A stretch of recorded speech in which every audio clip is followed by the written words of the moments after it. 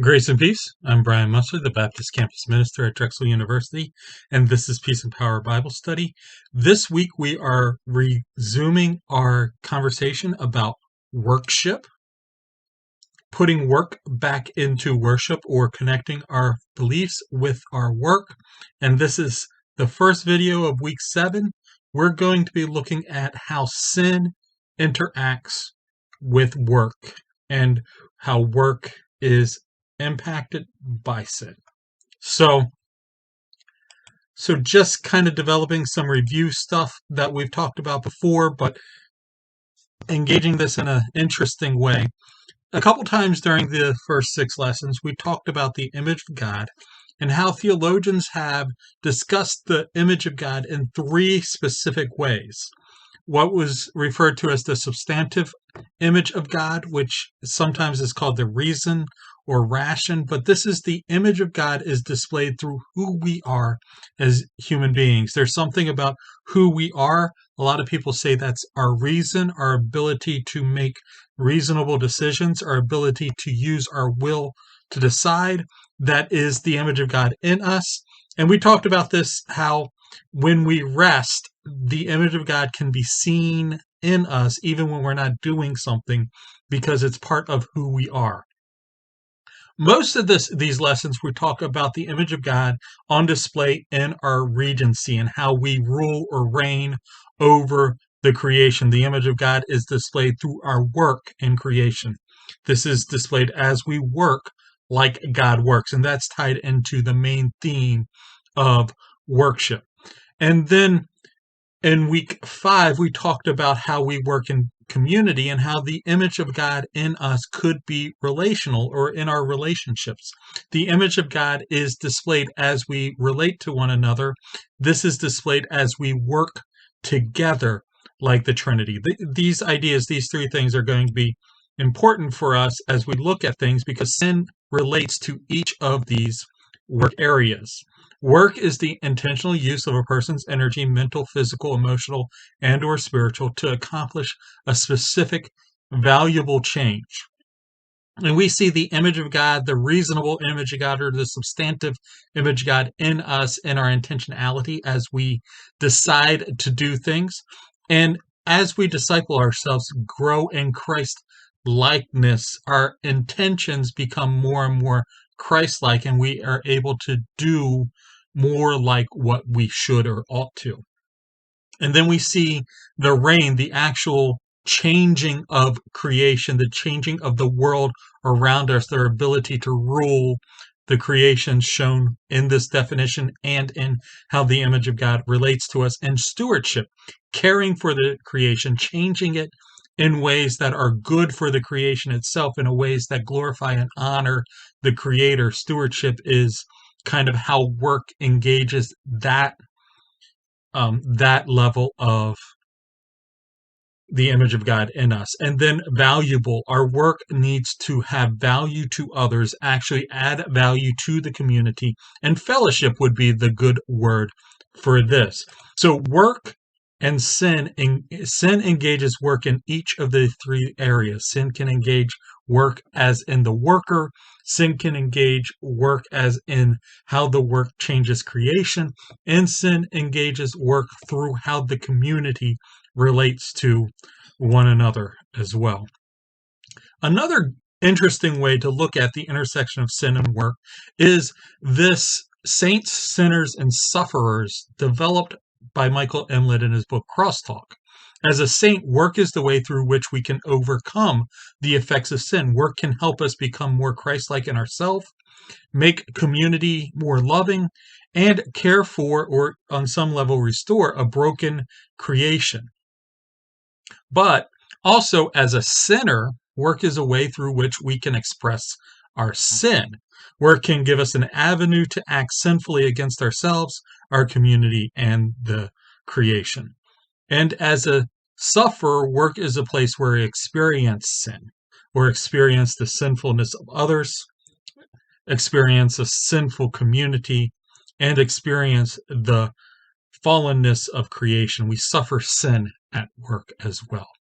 So these are some basic concepts using that image of God in us in three different ways, and how that image is how sin connects to work. Sin damages the image of a God in us, both on a substantive, a regency, and a communal level. Sin and the worker. That's the kind of the intention of this video, the first video of week 7. Let's look at Colossians verse, which a lot of people use as they talk about work. Starts off with slaves, and we'll come back to this idea of slaves, but slaves, obey your human masters in everything. Don't work only while being watched, in order to please men, but work wholeheartedly, fearing the Lord. Whatever you do, do it enthusiastically, as something done for the Lord and not for men, knowing that you will receive the reward of an inheritance from the Lord you serve. You serve the Lord Christ. So this idea that actually our work is also a way we can serve and engage with God through our work. Work can be worship or service to God in that. But I want to highlight that if this is true, nobody works wholeheartedly, but we should strive to work wholeheartedly. And this means work is an avenue toward which we can grow in maturity of Christ as we learn how to work wholeheartedly, as we learn how to work fearing the Lord, even under dire circumstances as slavery. Good work can make us more Christ-like. Bad work can make us less Christ-like. And that is both sets of that is true. If the work is good, if it's quality work, if we do good work, but also if the work is good for us. Work changes the worker. Bad work can make us less like Christ. Bad work as in doing the work poorly, or as in work that is inhumane can make us less like Christ. Some concrete examples here. Let's look at this. Matthew Crawford, in his book Shop Class as Soulcraft, talks about how repairing a classic motorcycle actually made him more patient and more careful and more diligent in his work. But if you're nursing or a caretaker or someone, that could develop your ability to love and show compassion. Or monitoring financial accounts could encourage integrity and honesty. Work can develop virtues within us. However, the opposite is true as well. And I'm going to pull out a quote from W.E.B. Du Bois. This is from The Souls of Black Folk. This is written in 1903. And it's this, if you don't know who Du Bois is, he is the first African-American person to get a PhD from Harvard. And he did it in sociology. And he did a lot of just examining the lives on a social perspective of slaves or former slaves and African Americans after slavery in what would be considered the Reconstruction era or into the Jim Crow era. And this is what he says. The problem, however, is by no means simple as this. From the obvious fact that these working men have been trained for centuries as slaves, they exhibit, therefore, all the advantages and defects of such training. They are willing and good-natured, but not self-reliant, provident, or careful. Nor does it require any fine-spun theories of racial differences to prove the necessity of such group training after the brains of the race have been knocked out by 250 years of assiduous education in submission, carelessness, and stealing. The main point I want to draw out of this is that the work of slavery, and some of the vices that went with that significantly changed who those slaves were. They developed character that fit the work they were doing. Now, they could be cheerful under bad circumstances, but they weren't, as he says, self-reliant.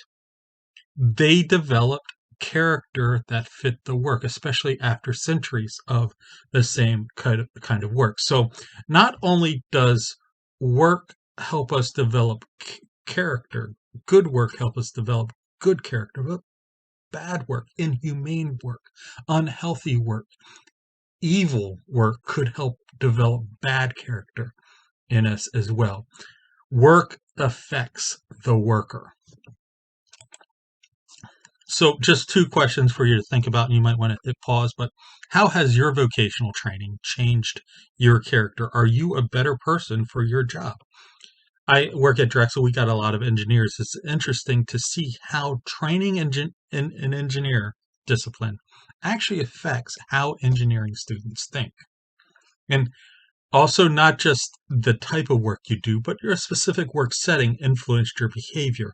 I once worked in a laboratory that treated their employees pretty poorly. It was a major pharmaceutical contract lab, and the employee turnover was horrendous. And because of that, we all developed a very, very negative attitude. It was contagious among us.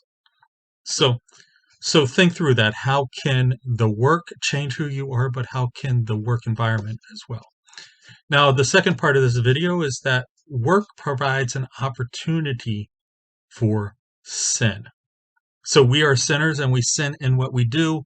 Work is something we do, so we can sin through our work. Going to bring up something that I remember, but maybe not everybody does. The oil spill known as from the ship Exxon Valdez, and just listen to how many sinful behaviors, common or had this impact here. This is from journalist Greg Palast, and it was stated in 2008. Forget the drunken skipper fable, as to Captain Joe Hazelwood, he was below deck sleeping off his bender. At the helm, the third mate may never have collided with the Bligh Reef had he looked at his raycast radar, but the radar was not turned on. In fact, the tanker's radar was left broken and disabled for more than a year before the disaster, and Exxon management knew it. It was just too expensive to fix and operate. Now, we see all sorts of personal sinful behavior of workers that had a direct impact on the work and actually creation through that work. So we had the drunk captain who wasn't available. We had the third mate who wasn't using the radar, but he couldn't. We had the negligent company and repair folks, and maybe whoever designed the radar might have done something wrong within that as well. So the sinful individual actions of the work were given opportunity to be expressed in this. And the expression of those sins actually led to a catastrophic damage to the creation. So work not only changes the worker in maybe sinful ways, but the worker's sin can impact the work as well. So in your desired profession, what you're training for, what type of sin might be most prevalent? If you are going to be some sort of star like a football player or an actress, is pride something you're going to have to watch out for? Or what type of sin do you find yourself most vulnerable toward as you work? Something about you, a sin that you sometimes struggle with, can that be impacted in your work? So as always, there are two ways to join this. You can join live Monday nights at 7 p.m. Eastern Standard Time or via Zoom, and these weekly wrap-ups on YouTube and WordPress. I am all over the social media, Instagram, TikTok, Twitter, Facebook, LinkedIn, WordPress, YouTube. Those links will be in the description below. Thanks for joining me, and hope to continue the conversation real soon.